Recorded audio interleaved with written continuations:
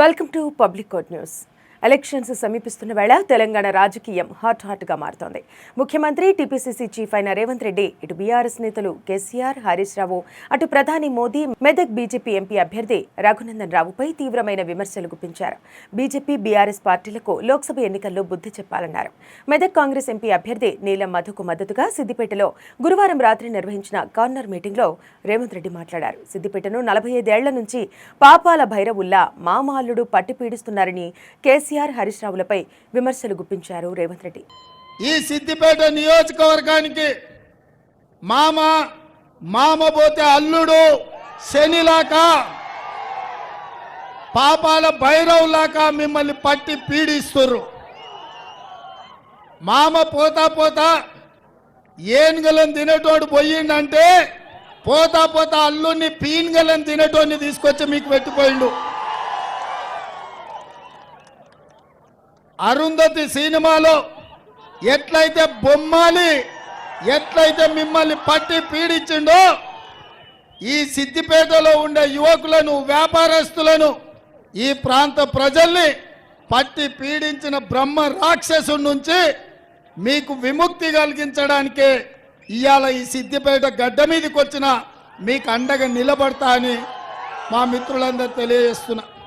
మెదక్ లోక్సభ స్థానం నుంచి అప్పట్లో ప్రాతినిధ్యం వహించిన ఇందిరాగాంధీ ఎన్నో పరిశ్రమలు తీసుకొచ్చారని, నెహ్రూ, ఇందిరా వల్లే వేలాది పరిశ్రమలు ఈ ప్రాంతానికి వచ్చాయని రేవంత్ చెప్పుకొచ్చారు. సిద్దిపేట గడ్డ మీద కాంగ్రెస్ జెండా ఎగరకపోతే శాశ్వతంగా బానిసత్వం వస్తుందన్నారు రేవంత్. మిత్రులారా, మీరు ఆలోచన చేయండి. ఆనాడు 1980లో దేశ రాజకీయాలలో కాంగ్రెస్ పార్టీ ఓడిపోయిన తర్వాత ఎన్నో వేగవంతమైన పరిణామాలు, ప్రజలకు అన్యాయం జరుగుతుంటే ఆనాడు శ్రీమతి ఇందిరాగాంధీ గారు కాంగ్రెస్ పార్టీ పక్షాన ఈ మెదక్ పార్లమెంటు నియోజకవర్గంలో 1980లో నిలబడితే లక్షలాది మెజారిటీ మీరు ఇవ్వడంతో ఆనాడు ఉమ్మడి రాష్ట్రం ఆంధ్రప్రదేశ్లో 42 ఎంపీ సీట్లుంటే 41 ఎంపీ సీట్లు తెలంగాణ రాష్ట్రం నుంచి ఇచ్చి శ్రీమతి ఇందిరాగాంధీని ఈ దేశానికి ప్రధానమంత్రిని చేసిన చరిత్ర మన తెలంగాణ గడ్డకుంది, మన మెదక్ ప్రాంతానికి ఉంది. మిత్రులారా, ఆనాడు 80లో గెలిచిన ఇందిరమ్మ ఈ ప్రాంతంలో పరిశ్రమలను తెచ్చింది, పెట్టుబడులు ఇచ్చింది, ఈ ప్రాంతాన్ని అభివృద్ధి చేసింది. ఈరోజు దేశంలో నలుమూలల నుంచి కార్మికులు వచ్చినా, కర్షకులు వచ్చినా, వ్యాపారస్తులు వచ్చినా, పెట్టుబడిదారులు వచ్చినా మన ప్రాంతానికి ఆనాడు జవహర్లాల్ నెహ్రూ గారు మనకు బిహెచ్ఎల్ ఇచ్చిండ్రు. మన ఇందిరాగాంధీ గారు పటాన్చెరు పారిశ్రామిక వాడనిచ్చిండ్రు. ఈ ప్రాంతంలో డిఫెన్స్ ఫ్యాక్టరీలు, ఆర్డినెన్స్ ఫ్యాక్టరీలు, ఇక్ రిసార్ట్లు, వందల వేలాది పరిశ్రమలు ఇవాళ మెదక్ జిల్లాకు వచ్చి దేశానికే ఆదర్శవంతమైన పారిశ్రామిక వాడ ఈరోజు ఈ మెదక్ జిల్లాలో ఉంది. మెదక్ బీఆర్ఎస్ అభ్యర్థి వెంకట్రామిరెడ్డి ఎవరూ ఎక్కడి నుంచి వచ్చారని ప్రశ్నించారు. వెంకట్రామిరెడ్డి వద్ద డబ్బులు ఎక్కువగా ఉన్నాయని, మామ అల్లుడు ఆయనకు టికెట్ ఇచ్చారని రేవంత్ ఆరోపించారు. కలెక్టర్గా పనిచేసిన సమయంలో వెంకట్రామిరెడ్డి 100 ఎకరాల ప్రభుత్వ స్థలాలను కొల్లగొట్టారని అన్నారు. నిజాం దగ్గర ఖాసిం రజ్వీ ఎలాగో కేసీఆర్కు వెంకట్రామిరెడ్డి అలా అని రేవంత్ వ్యాఖ్యానించారు. ఎవడయ్యా వెంకట్రామిరెడ్డి? ఏ ఊరోడు? ఎక్కడి నుంచి వచ్చిండు? ఎవడు వాడు? ఎక్కడికి వచ్చిండు? ఎక్కడ నిలబడ్డాడు? ఏం చేసిండు మీకు? ఏం తెచ్చిండు మీకు? మల్లన్న సాగర్లో ముంచినోడు కాదా? రంగనాయక సాగర్లో మిమ్మల్ని పాత రేసినోడు కాదా? వేలాది మంది పోలీసులను తెచ్చి ఏటిగడ్డ, కిష్టాపూర్, మల్లన్న సాగర్ ప్రాంతంలో రైతులను బందిపోట్లను చూసినట్టు చూసి బందిపోటు దొంగల్లాక బేడీలేసి పట్టుకపోలేదా మల్లన్న సాగర్లో రైతులను? ఏటిగడ్డ, కిష్టాపూర్ రైతులు మర్చిపోయింది అనుకుంటున్నారా? ఏం చూసి ఇచ్చిండే హరీష్ మామ అల్లుళ్ళు వెంకట్రామరెడ్డికి టికెట్? ఏం చూసి ఇచ్చిండ్రు? నగదే కదా. ఎక్కడివి ఇవన్నీ? మీ భూములు గుంజుకొని మీ భూముల మీద వ్యాపారాలు చేసి మీ ప్రాంతాన్ని కొల్లగొట్టి మీ మొత్తం ఈ ప్రాంతంలో 100 ఎకరాలు ఆక్రమించుకున్నాడు ఎవడయా? వెంకట్రామరెడ్డి గాడా? వాళ్ళ కంపెనీ పేరు రాజపుష్ప కాదా? కూతవేటు దూరంలో 100 ఎకరాలను కొల్లగొట్టి కలెక్టర్గా ఉండి మీ ఉసురు తీసినోడు, మిమ్మల్ని హింసించినోడు, మిమ్మల్ని చెట్టుకొగని గట్టి కొట్టినోడు, ఆనాడు నిజాం దగ్గర కాసిం రిజ్వీ ఎట్లనో ఈ చంద్రశేఖరరావు హరీష్ రావు దగ్గర కాసిం రిజ్వీ లేక ఈ వెంకట్రామరెడ్డి మీ జీవితాలతో చెలగాటం ఆడినోడు కాదా? మెదక్ బీఆర్ఎస్ ఎంపీ అభ్యర్థిగా కరీంనగర్కు చెందిన వ్యక్తిని నిలబెట్టడం వెనుక ఆంతర్యం ఏమిటని ప్రశ్నించారు. ఇక్కడ బీఆర్ఎస్ పార్టీకి అభ్యర్థులే లేరా అంటూ ప్రశ్నించారు. మేము సిద్దిపేటలో సభ పెడితే ఎవరూ రారని కొందరు నేతలు అన్నారని, కానీ ఇక్కడ జనసంద్రాన్ని చూస్తుంటే నీలం మధుకు 1,00,000 మెజారిటీ పక్కా అని అనిపిస్తోందని రేవంత్ వ్యాఖ్యానించారు. నేను హైదరాబాద్ బయలుదేరి ఆదిలాబాద్ పోతున్నప్పుడు ఒక మిత్రుడు అన్నాడు, అన్న ఎందుకు సిద్దిపేట మీటింగు, ఆడ ఎవరు రారేమో బాగుండదేమో అని.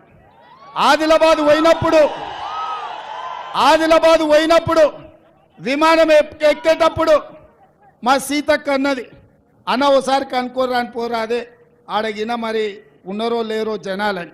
అంటే నేను ఒక్క మాట చెప్పిన, అక్క మొట్టమొదటిసారి గడీల బద్దలు కొట్టే అవకాశం వచ్చింది.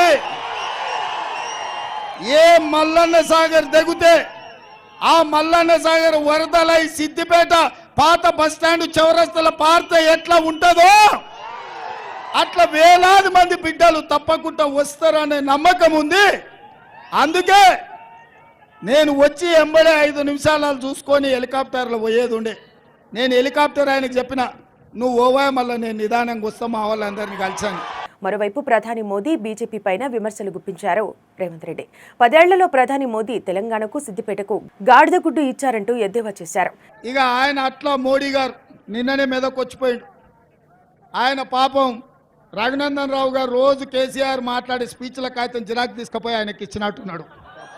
నన్ను తిడుతున్నాడు, గ్యారంటీలు అమలు చేయలేదంటాడు. అయ్యా వచ్చిన 100 రోజుల్లో 5 గ్యారంటీలు అమలు చేసి ఆడబిడ్డలకు ఆర్టీసీ బస్సులో ఉచిత ప్రయాణం ఇచ్చినాం, 500 రూపాయలకే సిలిండర్ ఇచ్చినాం, 200 యూనిట్లు ఉచిత కరెంట్ ఇచ్చినాం, 10 లక్షల రూపాయలు రాజీవ్ ఆరోగ్యశ్రీ అమలు చేసినాం, 4,50,000 ఇందిరమ్మ ఇండ్లు 22,500 కోట్లతోని అమలు చేసినాం, 3 నెలల్లో 30,000 ప్రభుత్వ ఉద్యోగాలు ఇచ్చినాం, బీసీల జనాభా లెక్క కట్టడానికి నిధులు ఇచ్చినాం. ఈ రాష్ట్రంలో కేసీఆర్ కుటుంబం పుణ్యమా అని గంజాయి డ్రగ్స్ ఈ రాష్ట్రాన్ని యువతను నిర్వీర్యం చేస్తుంటే ఉక్కు పాదంతో గంజాయి డ్రగ్స్ ను నేలకేసి కొట్టినాం. ఇన్ని మంచి పనులు చేస్తే పెద్ద మనిషిగా పెద్దన్నగా నరేంద్ర మోడీ పిల్లగాడు బాగానే చేస్తుండని అంటాడేమో అనుకున్నా. 13 ఏళ్ళు ముఖ్యమంత్రిగా 10 ఏళ్ళు ప్రధానమంత్రిగా చేసిన నరేంద్ర మోడీ ఈ తెలంగాణకు వచ్చి మనల్ని తిట్టిపోయిండు. ఆయన నేను అనుకున్నా బయ్యారం ఉక్కు కర్మాగారం ఇస్తాడేమని, ఇయ్యలే. రైల్వే కోచ్ ఫ్యాక్టరీ ఇస్తాడు అనుకున్నా, ఇయ్యలే. ఇవాళ అందుకే పైకొట్టు ఇవాళ మనం అడిగింది బయ్యారం ఉక్కు కర్మాగారం, నరేంద్ర మోడీ ఇచ్చింది గాడిద గుడ్డు. మనం కాచిపేట రైల్వే కోచ్ ఫ్యాక్టరీ అడిగినాం, మీరు చెప్పాలి ఏమిచ్చిండో గట్టిగా చెప్పాలి. మనం అడిగింది బయ్యారం ఉక్కు కర్మాగారం, నరేంద్ర మోడీ ఏమిచ్చిండు? మనం కాచిపేట రైల్వే కోచ్ ఫ్యాక్టరీ అడిగినాం, మోడీ ఏమిచ్చిండు? మనం ఐటీఐఆర్ కారిడార్ అడిగినాం, మోడీ ఏమిచ్చిండు? మనము పాలమూరు రంగారెడ్డి ఎత్తిపోతల జాతీయ ప్రాజెక్ట్ అడిగినాం, మోడీ ఏమిచ్చిండు? నీలం మధును గెలిపిస్తే ముదిరాజు సామాజిక వర్గం వారికి మంత్రి పదవి ఇస్తానని రేవంత్ హామీ ఇచ్చారు. ఆగస్టు 15 లోపు రుణమాఫీ చేస్తామని, హరీష్ రావు రాజీనామా సిద్ధంగా ఉంచుకోవాలన్నారు. హరీష్ రావు రాజీనామా చేశాక సిద్దిపేటలో కాంగ్రెస్ అభ్యర్థిని గెలిపిస్తామని రేవంత్ చెప్పారు. మెదక్ ఎంపీ అభ్యర్థి నీలం మధును 1,00,000 ఓట్ల మెజారిటీతో గెలిపించాలని రేవంత్ పిలుపునిచ్చారు.